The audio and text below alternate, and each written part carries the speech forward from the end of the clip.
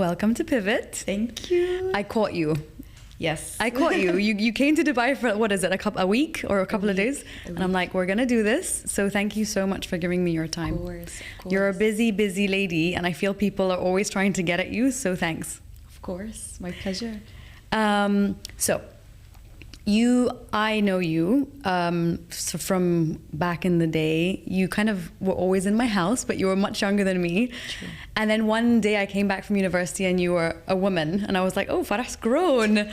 But so you went to university in Boston. True. And then you did a postgrad in Brazil. Yes. What did you do undergrad and postgrad? Okay. So undergrad, I actually created my own major. It was my independent major. Oh. So in my uni, you had the option to create your own major. So you would go in front of a panel. They would see why would you want to create your own major. Okay. They would see if it's going to be a success, and if there's a point of creating your independent major, and then they would agree. They would tell you, yes, go for it. We give you the approval, or they would say, we prefer if you just do a normal major. Okay. So my idea was that I wanted to create my independent major so I could go back home and help the refugees, because it was the rise of the Syrian crisis in Jordan. Yes. So I created a major called economic sociology. So for me to understand the sociological backgrounds of any refugee or of any country, I had to also understand the sociological background. Mm-hmm. So it was a proposal that I did. It was very well written. Wow. And this is so like defining of just you and how you are in general, like create your own major. My own major, my own thing, and it got approved. Wow. And why Brazil? Because Brazil at that time, they had a number of refugees and they were living somehow in peace. So I wanted to do a comparative analysis between the economy of Brazil and Jordan. So that's why I chose Brazil. And it wasn't a postgrad, it was an undergrad, but I had to go for a year to Brazil. Okay. So I did that, and it was, I worked in the favelas. It was just an amazing experience. And I feel Brazil was one of the, I would say, stages where it opened my eyes to things I wasn't aware of. And it helped me figure out that I wanted to help in a bigger way when I'm like back home, and it just gave me perspective. Wow, so being a social activist goes way back into your education, not just something that you decided to do as an adult or more of a mature adult.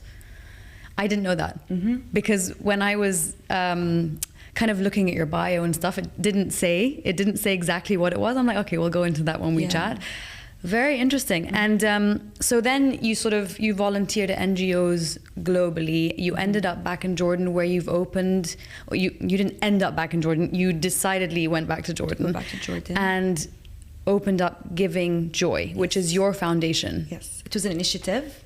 And I never thought it would be a foundation. So I just kind of went with the flow. But then I got a phone from Diwan al-Malaki in Jordan. I don't know how to say it in English. They're like, His Majesty King Abdullah wants to have a meeting with you. I was like, what? My initiative is gone that far. And then there was this... what stage was that your initiative? It was 2 years in. 2 years in. And then he was just telling us like how amazing is the work that we're doing, and they're so aware of... they're aware of my initiative and how much I'm helping in Jordan, and that kind of gave me this push, like this recognition. And His Majesty was like, why don't you turn it into a foundation? And that's when because I had my full-time job, my 9-to-5 job, and that was my first thought of just having Giving Joy become a foundation, a full-on foundation. That's really impressive. And what is your full-time job? So I work as a consultant for a certain company. We do educational programs. I do data analytics with them. Just in general, a consultant. Okay. So the kind of field that you're in with Giving Joy, you're dealing with sort of vulnerable and underprivileged communities. Obviously, what I see on your Instagram, let alone just hear from my sister or whatever it is, it must be quite challenging to see the things that you're seeing and have to, let's say, whether you're dealing with a very sick child or a family that's lost everything and rebuilding a home for them, or one of the many, many examples, how do you handle that, and how does that impact your day-to-day life? It was worse in the beginning. I had to really work on separating my life in a way that it wouldn't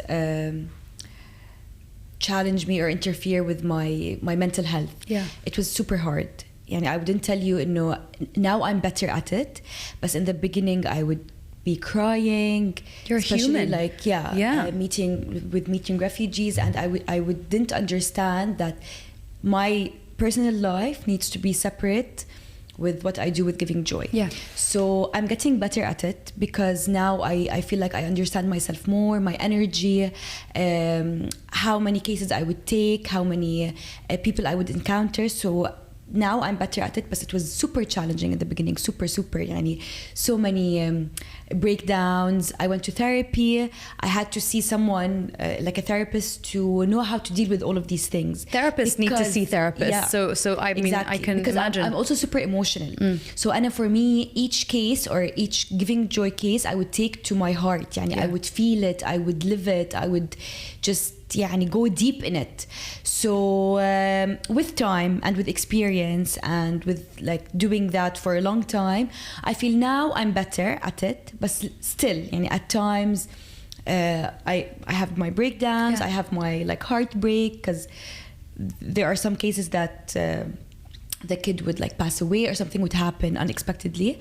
But alhamdulillah, I would say it's I'm more aware of my emotions. I'm more aware of how to deal with it. I'm more aware of when to give and when to stop. So it's getting better, Good. I mean, I can only imagine how difficult that is, but at the same time, you know what I was just thinking while you were saying that? Also, let's say you're helping 10 families within, I don't know, a month or a week, or let's say a week. I'm sure there are other families who see that and then get upset as to why they didn't get helped. Exactly. And then they project that onto you. Yeah. When that used to happen, I used to feel bad. It's I want to help everyone. I want to be there for everyone. But then I realized I can't help everyone, and I can't support everyone. Well, there's a time and a place for everything. Yeah. And I realized, and I'm doing the best I can in helping one family at a time, one student at a time, one kid at a time. Yeah. So that also, going back to my mental health, made me realize to slow down. Yeah. To just be in the moment. So yeah. So Farrah, you have a big following on Instagram, very big, and let's say it's almost 800,000 followers. Okay, I've said this in a previous podcast that to me Instagram is a promotional tool. Yes. So what do you promote? I mean, you probably already answered the question, but what do you promote on your Instagram? So I try to promote fundraising. So I fundraise using my platform. I promote self-love.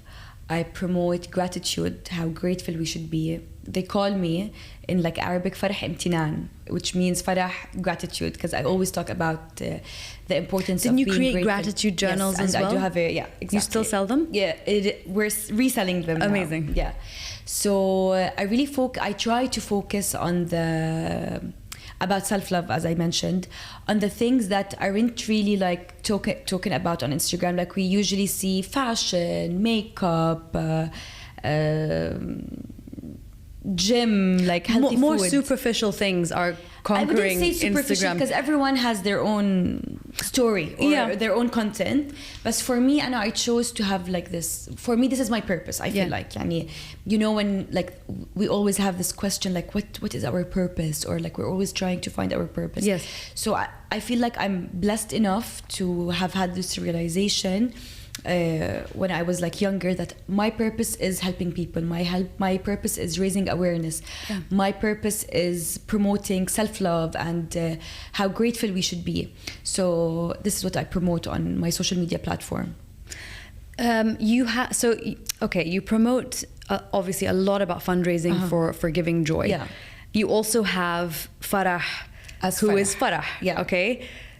what kind of backlash do you get from this? Because I can't imagine that being an easy thing. Like, oh, here I am fundraising for, underprivileged children or, sick people or needing to read blah, blah, blah. And then you have yourself looking as beautiful as ever in a dress, and what happens? Okay. So this is something I had to work on. It wasn't easy. And I struggled in separating giving joy from Farrah. Okay. And it took me a while, because I used to do giving joy just on my account, and then I had to separate. I have like a giving joy account just for the foundation, and then my life as Farrah. Yeah. It wasn't easy, and I feel also this was a part of why giving joy was successful, because I'm a normal woman who works, who has her 9-to-5 job. Yeah. At the same time, I like dressing up. At the same time, I like doing charity work. And back in the day, when we used to say someone has a foundation or they're doing charity work, we always imagine this like religious person. They don't look like you. Yeah, like they don't this, have your exactly, image at all. Someone that's like older or religious, or we have this stereotype. Definitely.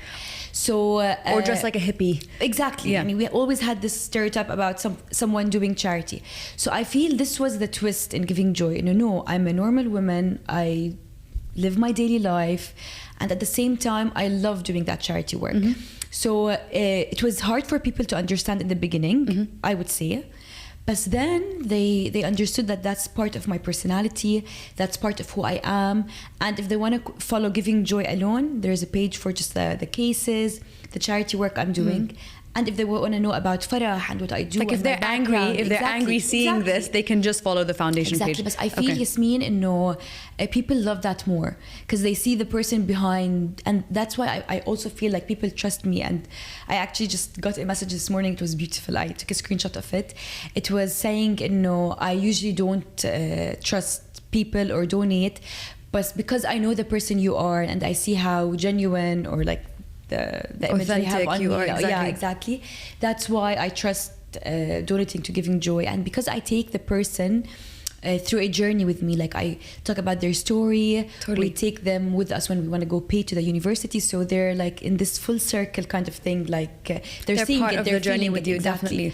So yeah, I think most people like to see the person behind anything, whether it's a business, a page. They really, when they can connect with you. We were just talking about Karen Wazin, but she's one of those people that I believe when you're looking at her page, you can fully understand her just by looking at her page. You can fully connect with her. So yeah, I think connecting with the person is really important and can like really sort of, allow you to accelerate much more. Okay, so pivot. We are here because the podcast is called Pivot. Yes. And what I like to do is understand people's pivots. And what is a pivot? It's where some sort of change or change in direction has happened in your life. And I always like to say it doesn't always have to feel like a good one. Usually they can feel a bit off sometimes when they're happening, but in the long run you're like, okay, I'm here today because of that. Sort of, U-turn or change in direction that's happened. So can you tell me about a pivot that you've gone through that has gotten to you to this point today? The first thing that would come to my mind is self-love. When I was a teenager, I feel like I struggled so much with self-love, security, being content with myself. I don't know why, but this was a topic that I felt, and I don't usually share it online. But for me, self-love is so important. And we tend to compare, we tend to think less of ourselves. So I feel when I started learning how to love myself, that was my pivot. It changed so much in me. It made me realize who I am. It made me realize my potential. So it was, when I think back when I was in high school, it was hard, and mental health in general, like taking care of your mental health, wasn't something that was spoken about. I would say back in the days, when I was in high school. So me too. So I feel when I taught myself how to love myself and how to be content and how to be confident, I feel everything changed for me. It was challenging, and I get so many messages like on Instagram from girls like, how do you love yourself? How do you come confident? How can you like go on a stage and speak in front of 500 people without like being scared or without feeling insecure? Of course, like this is something no matter what, you're gonna feel a little bit nervous. Anxious. Yes. But I would say self-love. So what did Farrah not giving herself love look like as a teenager? Insecure, sad, mad. It wasn't obvious for people around me. It was something I was struggling within myself. But I feel like it was a different Farrah. Can you tell me what made you insecure as a teenager? Because so many, I mean, imagine we didn't grow up with this crazy sort of technology, social media and all the things. Kids today are literally just, that's all they do. And the comparisons and what they're looking at and what they think is normal in terms of whether it's face, hair, body image, clothes, bags, whatever it is. We didn't have that as in social media. I mean, we always had that, in comparison to people right in front of you. But what made you insecure? So I would say more than one thing. And when I went to my high school, because my high school is 9th grade, 10th grade, 11th grade, 12th grade. So I had no one. I came without any friends, and most of the people who came were like with their group of friends, like 2 of their friends or 3 of their friends. So for me in high school, I had to create my own image again. Like I left my childhood friends, and I was just like in a place where it was completely new people. It was just like shocking. Yeah. And I would say I was brought up to this, how do I explain it, to this world where I wasn't used to it. Yani, in my high school, it was like you had the richest of the rich and you had the less fortunate who came to the school as with a scholarship. So for me, I was friends with both, but it was so hard for me to understand that gap. It took me a while to understand, and thinking about it now, it also affected why I did Giving Joy, because I saw it all. I saw all of those people, like different kinds of people. So it wasn't that I was insecure, but for me it was new, like all these material things. And some of the people, their worth came from what they were wearing, from the designer bag or from the designer shoes they were wearing. And it took me a while to realize that, because it wasn't something that I was aware of. But some people would look at you, if you're like driving this car or if you're wearing this designer, you'd be considered as cool. And if you didn't, you weren't considered as cool. So all of these things when you were young or for example, if you live in this area, you're cool. If not, if you don't live in this area, you're not cool. So all of these things as a teenager, it was just something. No, it affects you. Of course, and it's something new. Naturally. Why is my worth coming from what I have? And I'm a kid. It's not like it's my work and it's my money and it's my success. So this was one of the parts that were hard for me. And I would also, like, when I was talking to the kids who came as like scholarships, and I would listen to their point of all of this, I would see the extent, the difference. So it really did like two extremes, and you're kind of in the middle going, exactly. I'm trying to understand both. And I love everybody, but it's very hard to even like, how does this happen? Why is this happening? Why are they, the abundance of financials is just there, and why are these people like trying to understand that? I think 100% is really difficult. So this was one of the things that I struggled with, understanding all of that, and understanding that again, I wish I knew that when I was like younger. But self-love doesn't come from material things, or your worth doesn't come from the outside things that people think that they bring happiness and joy. So your self-love and your what makes you happy comes from within. And this is what I always say. It took me the longest to understand that your happiness comes from what you have inside. It's not about the outside factors or what someone is giving you or what this guy has or what this girl has. It really, and it took me a while to understand that. But you were still young to find that out, so that's very good. People are still struggling to find that out now. Yeah, and this is my advice. That's what I always say. Like, you know, self-love, go in. And I do courses about self-love. I went to Bali to do yoga and meditation. I did all of these things. Okay, tell me, what is the best thing you did to get there? I'm sure it was a combination of things. It wasn't just one thing. But what was a really standout thing that you did? I feel like reading books about self-development, hearing podcasts, changing some of the habits I used to do, not to believe everything on social media. And just being aware of my value, that my value is who I am. It's the good I'm doing, it's the love I'm giving to myself, to the people around me, to my friends, to my family. So it's a self in progress. Like, you need to keep literally working on it and trying and listening to different people and hearing TED Talks and just learning. So slowly evolving over time and becoming better and better and better. So now, in this point today, what is something that you feel you want to work on yourself? Now, I don't know if this is gonna make sense, but I feel now as Farrah, I really do understand myself. And I really worked on myself to get to where I am now. So I feel this is like the best version of Farrah, where I am now.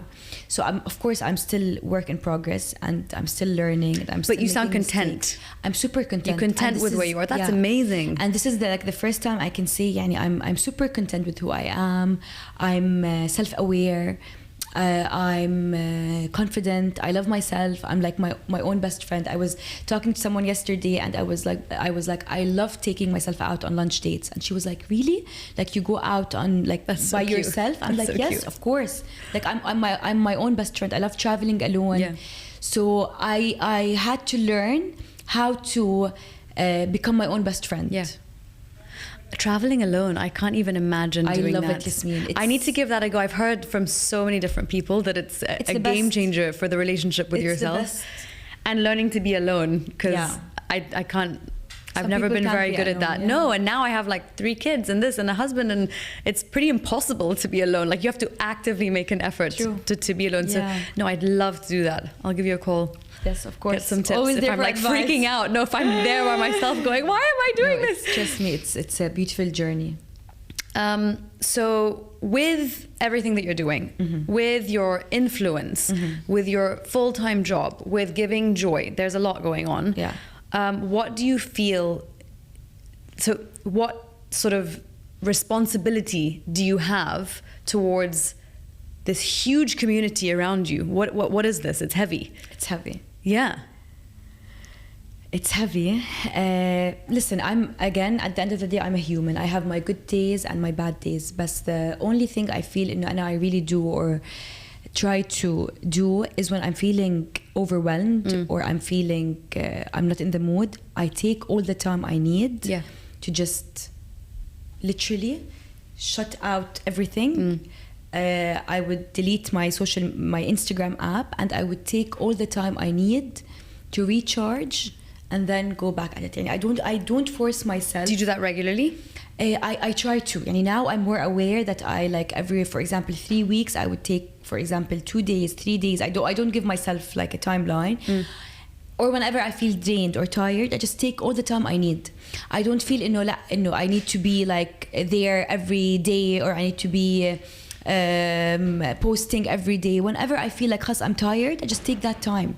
I don't let it control me. I control it. This is like, because you have that power. Exactly. Like, I control, because I need to be I need to do my best, and I need to be authentic with the people that follow me.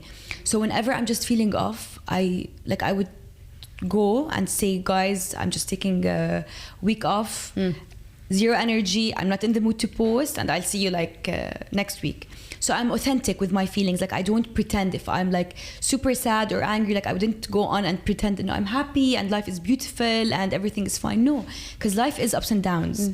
But I don't let the down control me. I know how to control it. I take the time I need to recharge, to be well, and then Fantastic. It seems like I show up again. It seems like you have it, under control. But trust me, it didn't come easy. I'm sure. I had to learn how to do this and experiment different stuff. But at the end of the day, I figured out this is the best way for Farrah. Some people would just fake it, and they were like, just keep going. Exactly. It doesn't matter. It's fine. Exactly. People won't really know how I'm feeling. 100%. Yeah. But for me, I feel no. I'm just authentic.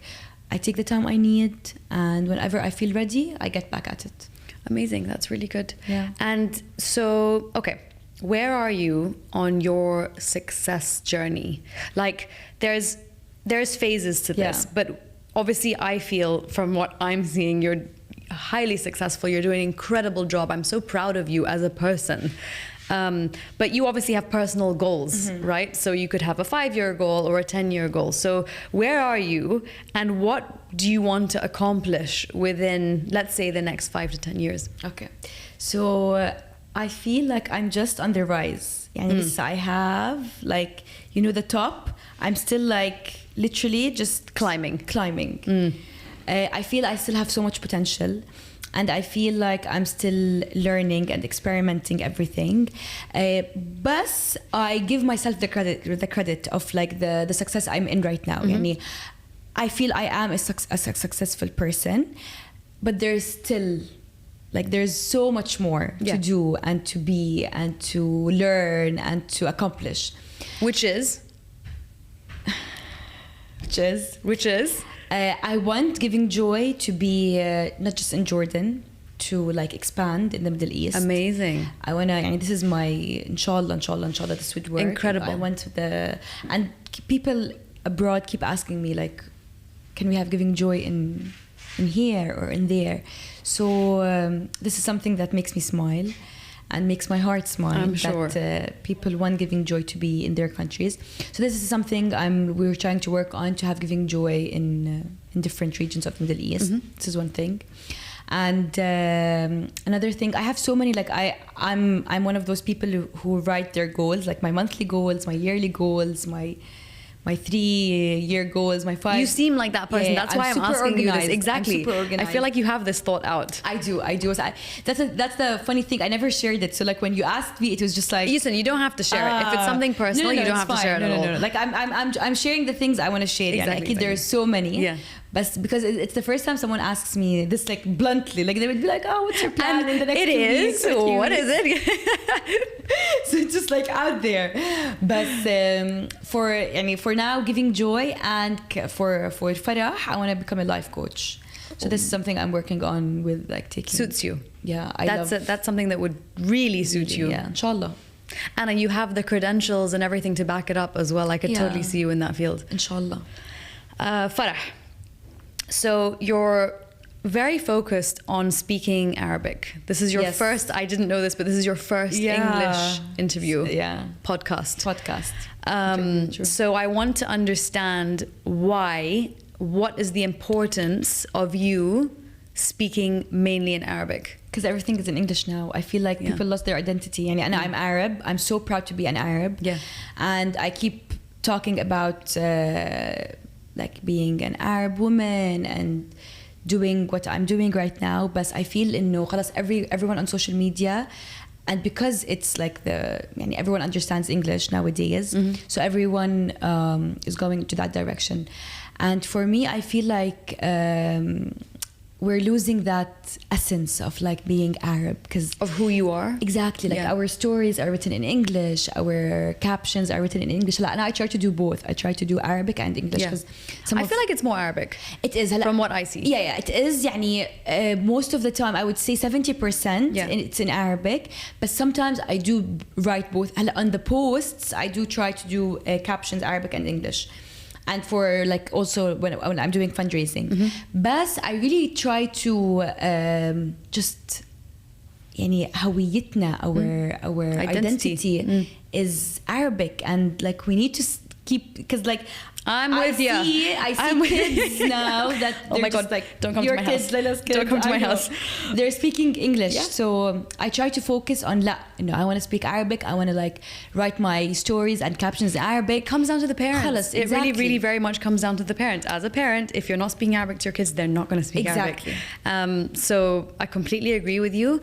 I think I've just struggled because I learned Arabic at a later age, and my Arabic isn't very good. Yeah. But is it good enough to speak to my kids in? Yeah, like it could be. It's just I'm avoiding it. I'm putting all of the weight on my husband. Your kids are still kids, so they are in the learning point. Like now they can just So what happens today with parents? It's okay, go to school, English speaking school. You do Arabic a couple of times a week, and then we're going to send you to an Arabic tutor, which is all fine. Of course they're going to learn something. They're definitely going to learn words and vocabulary, and to speak, I'm sure it might take a bit longer. But if you just speak Arabic at home, I love how I'm saying this. It will work. I'm telling you, it will work. I see it with so there's always like one parent dedicated to Arabic, one parent dedicated to English, and it's a commitment and it's hard, but it really works. So I think the parents just need to make more of a commitment to the 100%. It's just the parents. So yeah, when you told me the interview is in English, I got scared. I got anxious because I'm used to خلاص in Arabic in like the interviews or podcasts, like I'm just speaking Arabic and like I'm comfortable. But it's a new experience, so it's good. I'm glad. Always open for these new experiences, Farrah. Always open. So we have younger Farrah. Yes. And we have older Farrah. What is the biggest difference? Other than self-love, other than that, because obviously that's a massive one. Yeah. Can you name another difference between the younger and the older self? Between the younger and the older self?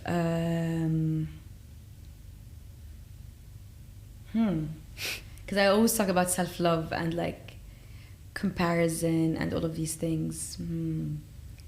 A big difference, I would say, about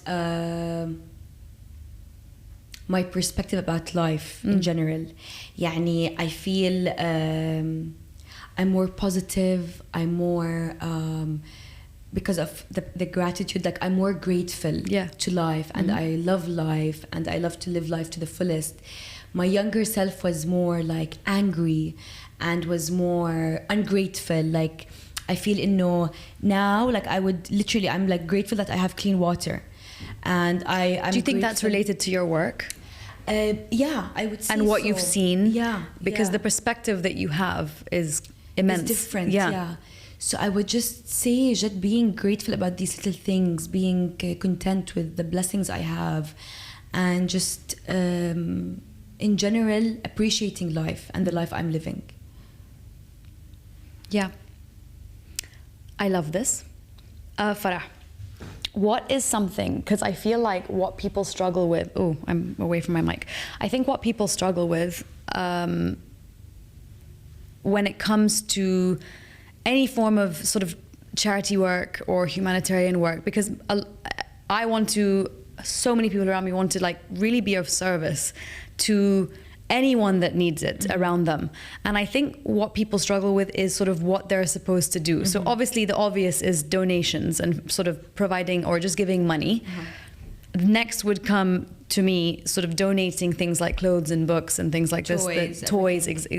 But is there something else? Is there something that we're missing? Of course. So what are these small things that people need to sort of, that they can do more regularly that goes a long way? I always say this, helping people or charity work isn't just about like giving money, clothes, toys. It's about you being kind with others. So I was talking to the CEO of the company I'm like working with, was telling us, he asked us a question, and I shared this on my social media. he asked us, what is something that you wake up and do? Like, what's the first thing like you think of? Or like someone drinks coffee, someone reads a book, someone prays, like everyone does something differently. So people were like answering his question, and then it was his turn to answer. And I said, I do practice journaling gratitude. And then he was like, I'm gonna share with you what I do. Mm-hmm. So his thing is every day he wakes up and he's like, today I'm gonna be kind to someone, whether it's a driver, whether it's his friend, whether it's the guy at the restaurant. He's like, I have to say something kind or do something kind. So he said that this for me is the way that I give back, or the way I do charity. Mm-hmm. So charity isn't just about you just giving out things. It's about physical things. Exactly. It's about you being kind with the Uber driver, saying thank you, have a nice day, having a conversation with him. I love this message. It's with you complimenting someone, like, you look beautiful today. Because these little compliments go way beyond what you think they just mean. Like, you're just complimenting like they stay someone. with the person. Exactly. And it gives them like a good energy, or it gives them motivation to do something. Totally. So when he shared the story, he's like, and when I started doing that every day, like, this is something I do every day, and like I wrote it down. Today I bought coffee to the person behind me. Today I told Yasmin, you look so beautiful. Today I went to this restaurant and I complimented the waiter. So these little things are my kind, the things that I do to give back. So true. You don't even think of things like that as being some form of charity, but they are. But you're changing. You're actually changing the way someone's day will probably go through that one tiny comment. Exactly. And Yasmin, Anna, for me, I really, really, really, really focus on these things, like with the Uber driver, with the Deliveroo or the delivery guy who comes, like, do you want water? Or people of service to you, basically. Or like, do you want this, like, I would have like chocolate, like this chocolate is for you, and like he would be smiling and thank you ma'am.